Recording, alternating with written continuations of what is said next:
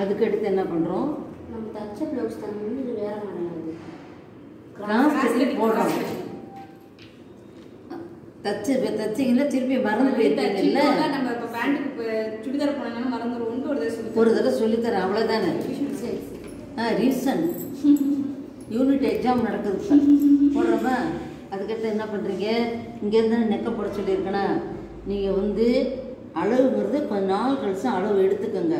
அளவு எடுத்து தைக்கிறது நல்லது இல்லைன்னு நான் சொல்லலை, ஆனால் உங்களுக்கு அது ஒரு கன்ஃபியூஸ் ஆயிரும்.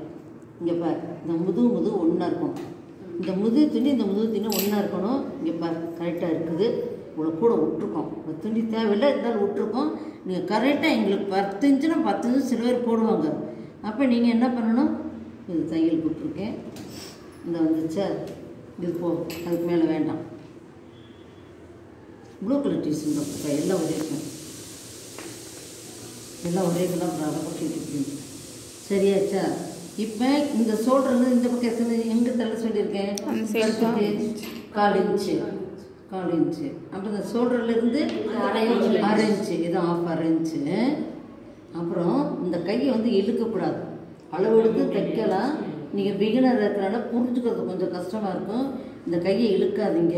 இங்கே பாருங்க, அந்த கையை அதன் போக்கில் போகுதா, இப்படியே போகுதா, குறிச்சிக்கோங்க. இதுலேருந்து என்ன சொல்லியிருக்காங்க, 1/2 இன்ச்சு மேலே ஏற்றணும்.